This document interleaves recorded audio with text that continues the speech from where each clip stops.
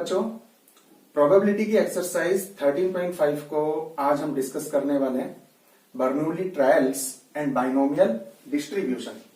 Bernoulli trials and binomial distribution को सीखने से पहले एक बार वापस से हम लास्ट जो 4 एक्सरसाइज है हमारी, एक बार उसके बारे में बात कर लेते हैं। 13.1 में हमने सीखा था कि किसी की हम प्रोबेबिलिटी फाइंड करते हैं, साथ में कंडीशन गिवन होती है। बहुत सिंपल सा कॉन्सेप्ट था, P of E by f is equal to P of E intersection F upon P of F। उसके क्वेश्चंस को पहचानने में भी हमें कोई परेशानी नहीं थी। 13.1 से कनेक्ट करते हुए हमने सीखा था बेस थ्योरम को, 13.3 को, 2 को बीच में से साइड किया था। 13.3 में मैंने आपको बताया था कि किस तरीके से इस क्वेश्चंस को क्रैक करते हैं और उसका पूरा जो मैकेनिज्म है वो हमने अच्छे से डिस्कस कर लिया था। तो उस क्वेश्चन को भी जज करने में, उस क्वेश्चन को भी पहचानने में हमें कोई कंफ्यूजन नहीं होता है। 13.4 में तो बहुत सिंपल तरीके से हम आइडेंटिफाई कर सकते हैं क्वेश्चन को। उसमें लिखा आता है प्रोबेबिलिटी डिस्ट्रीब्यूशन या फिर एक्सपेक्टेशन या फिर मीन या फिर स्टैंडर्ड डेविएशन और उससे पहले वेरिएशन। 13.5 के क्वेश्चंस को समझना, अब देखो 13.5 उससे पहले 4 के क्वेश्चंस में बिल्कुल क्लियर लिखा आता है प्रोबेबिलिटी डिस्ट्रीब्यूशन, मीन या एक्सपेक्टेशन, फिर उसके बाद में वेरिएंस, फिर उसके बाद में स्टैंडर्ड डेविएशन। 3 की बात करते हैं तो 3 कहीं ना कहीं आपको कंफ्यूज कर सकता था 0.1 एक्सरसाइज के साथ में, लेकिन हमने 0.1 एक्सरसाइज के साथ में उसको कोरिलेट करके अच्छे से डिफरेंशिएट कर दिया था। अब देखिए 13.5 के क्वेश्चंस को ना करने से पहले थोड़ी देर के लिए आप मेरी बात मानिएगा। इसको करने से पहले, इसके नेचर को समझने से पहले ना इस फॉर्मूले पे फोकस कर लो डायरेक्टली, और जितने अच्छे से टिप्स पर होगा ना इसको समझने में, उतना ही इजी होने वाला है हमारे लिए। P, कैपिटल P मैथमेटिक्स में जनरली देखा गया है, प्रोबेबिलिटी के चैप्टर में देखा गया है, कैपिटल P मीन्स प्रोबेबिलिटी, क्योंकि देखा क्या गया है, हम ही उसको यूज करने वाले, हम ही डिनोट करने वाले P से। तो कैपिटल P मीन्स, अभी जैसे यहां पे मैंने लिखा, तो कैपिटल P मीन्स ऑटोमेटिक समझ जाइए इस बात को, अंडरस्टूड है by default. P means probability, और जनरली ये वो प्रोबेबिलिटी जिसको हमें फाइंड करना है, क्योंकि इक्वल के साइन से पहले जो बैठा रहता है, जाहिर सी बात है हम उसको ही यहां पे बैठाते हैं जिसकी वैल्यू हमें फाइंड करनी है। तो कैपिटल P मीन्स प्रोबेबिलिटी जो फाइंड करनी है, मैंने इसको बड़े सिंपल तरीके से मेंशन कर दिया है। तो P of X, capital X is equal to R। आपको थोड़ी देर के लिए इसको सीधा सीधा याद रखना है।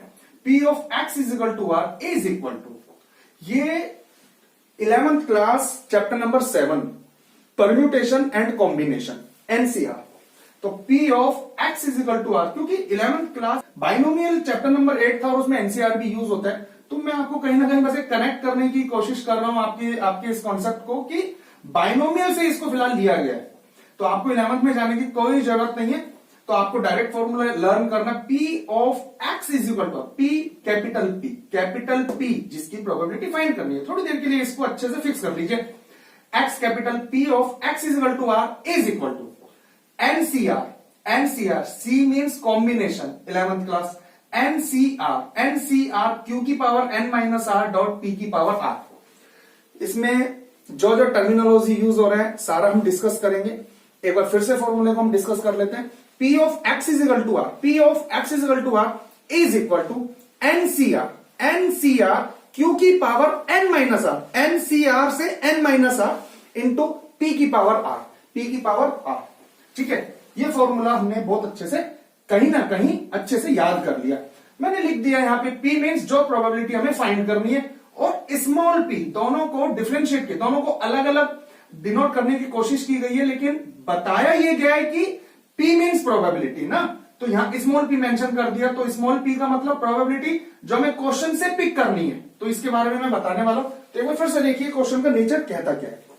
कोई भी स्टूडेंट जब भी ये क्वेश्चन सॉल्व करे तो सबसे पहले ये ढूंढना होगा कि इसमें n क्या है, ढूंढना होगा कि इसमें R क्या है, ढूंढना होगा इसमें X क्या है, ढूंढना होगा इसमें P क्या है।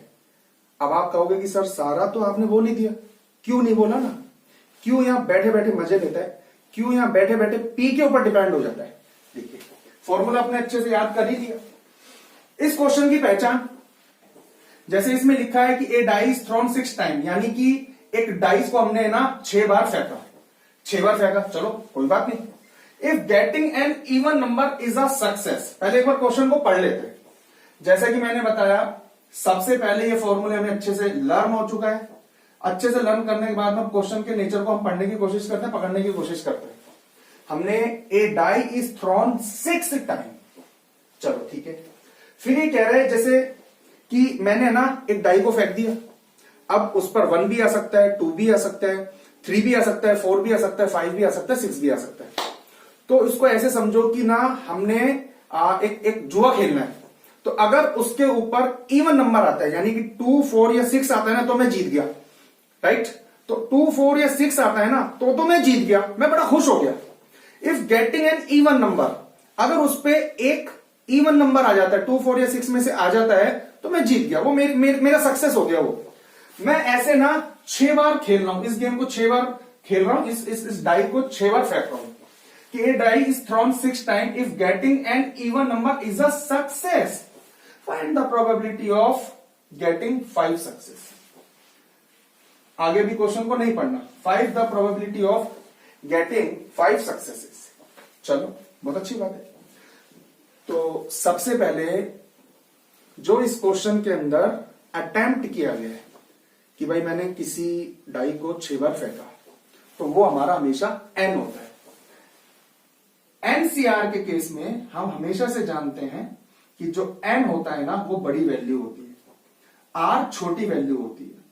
जैसे 6 में से 5 टाइम्स 5 सक्सेस का आना, तो ये होगा n और ये होगा r, ये होगा n, ये होगा r, ये हमेशा ध्यान रखना।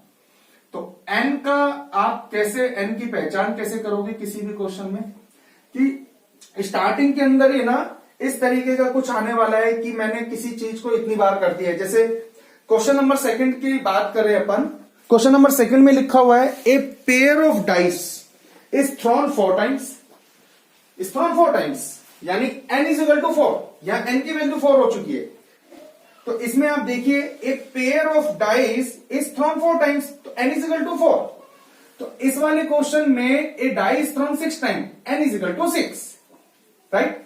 और यहां हमें किसकी प्रोबेबिलिटी फाइंड करनी है, 5 सक्सेसेस की, तो x इज इक्वल टू 5। अब समझने की कोशिश करना, जैसे कि 13.4 में लिखा था x is a random variable, ये एज इट इज इसको आप लगाइएगा, क्योंकि मैंने आपको 13.4 में भी बताया था कि रैंडम वेरिएबल क्या होता है। और x, अब आप देखिए आपने जो x लिखा है 5 क्यों लिखा है, क्योंकि 5 सक्सेस है, 5 सक्सेस है। तो ऑटोमेटिक x की जो डेफिनेशन है वो क्लियर हो गई है कि नंबर ऑफ सक्सेसेस, x क्या है, number of successes, x is a random variable. ऐसा आपको सभी क्वेश्चंस में लिख देना है। इस क्वेश्चन में सबसे पहले n की पहचान कर लीजिए, जो कि n इज इक्वल टू 6 हम फाइनल कर चुके हैं। फिर ये देख लीजिए कि पूछा क्या है, 5 सक्सेसेस, उसको x लिख दीजिए, यहां से x फाइनल हो गया कि number of successes, x is a random variable. अब हम जाते हैं p के ऊपर, ठीक है। जो x फाइनल हुआ है, नंबर ऑफ सक्सेसेस, ध्यान से सुनना, तो p पता चलेगा इस x से, x क्या है, नंबर ऑफ सक्सेसेस। और मैं आपसे कह रहा हूं कि p एक प्रोबेबिलिटी है। फिर से देखिए p प्रोबेबिलिटी है, p की पहचान x से, और सब कुछ कर दीजिए एक बार के लिए। तो जो p है वो इस क्वेश्चन के अकॉर्डिंग, यहां से जो नंबर ऑफ सक्सेसेस है, तो x इस क्वेश्चन के अंदर जो x है उसके अकॉर्डिंग p की पहचान होगी, लेकिन p प्रोबेबिलिटी है, और p जो प्रोबेबिलिटी है वो सब कुछ एक बार कर दीजिए। मींस p क्या है, जो आपने ऐसा क्वेश्चन में जो कुछ भी किया है उसमें से एक बार सक्सेस होने की प्रोबेबिलिटी, और एक बार सक्सेस क्या है, गेटिंग एन इवन नंबर। सब कुछ एक बार के हिसाब से कीजिए कि अगर मैं एक डाई को एक बार फेंकूं तो एक बार सक्सेस होने की प्रोबेबिलिटी, और एक बार सक्सेस का मतलब है इवन नंबर आना। और ऐसा आपको हर एक क्वेश्चन में करना है, कोई सा भी क्वेश्चन हो। इसने 6 टाइम्स को किया, अभी मैंने थोड़ी देर पहले बोला कि उसमें 4 टाइम्स था, अरे कितनी टाइम्स हो, आपको हर बार एक के लिए मान लेना है, मन में मान लेना है। p क्या है, एक के लिए सिंगलटन, ये मान करके चलो, राइट, सिंगलटन। तो p क्या है, एक बार के लिए, लेकिन है प्रोबेबिलिटी कि एक डाई को एक बार फेंकने पर एक सक्सेस होने की प्रोबेबिलिटी, एक बार सक्सेस मिलने की प्रोबेबिलिटी। ऐसा सोचना है आपको बस। फिर ये क्वेश्चन सो, तो सबसे पहले मैंने आपको बताया फॉर्मूला आपको याद रखना है। फिर मैंने आपको बताया इस क्वेश्चन के अंदर हम अटेम्प्ट कितनी बार करते हैं 6, n=6। कितनी बार आपको चाहिए 5, x=5। क्या चाहिए success, x number of success, x is a random variable. अब बात करते हैं p की। तो p के बारे में जैसा कि मैंने आपको बताया, p की पहचान क्या है, सब कुछ वन टाइम कर दीजिए। एक डाई को एक बार फेंकने पर एक सक्सेस आने की प्रोबेबिलिटी, सक्सेस आती है इवन नंबर पे तो 3/6, क्योंकि 3 इवन नंबर होते हैं। एक डाई को एक बार फेंकोगे 1 2 3 4 5 6, इवन नंबर उसमें 3 होते हैं, 2 4 और 6, 3/6 ये आ गया। अब ये समझ लेना p और q दो भाई होते हैं, बिल्कुल ऑपोजिट होते हैं, एक दिन और एक रात। ये हमेशा ध्यान रखना, एक दिन और एक रात। जैसे एक एग्जांपल देता हूं कि यहां इस पर्टिकुलर क्वेश्चन में इवन नंबर और जो बाकी बच गया, जो बाकी पोर्शन बच गया वो क्यू का पोर्शन बचता है, यानी कि ऑड नंबर। तो आपको इतना डेप्थ में जाने की जरूरत नहीं है, आप तो एक चीज फिक्स कर लो, p plus q is equal to 1, कि ये प्लस इसका जो एंटी, जो इसका ऑपोजिट बचेगा। भाई p में 2 4 6 क्यों लिए, क्योंकि 1 3 5 नहीं लेने थे, क्योंकि वो ऑड नंबर थे, तो जो बच गया ये उसकी प्रोबेबिलिटी आती है। तो p plus q is equal to 1, ये सभी क्वेश्चंस में फिक्स है, p plus q is equal to 1। बस p की पहचान आपको करनी है। q बैठा बैठा खाता है, q बैठा बैठा अपनी वैल्यू निकलवाता है, q बैठा बैठा अपनी वैल्यू को फाइनल करवाता है, p डिसाइड कर देगा। तो q की वैल्यू आ गई 1/2।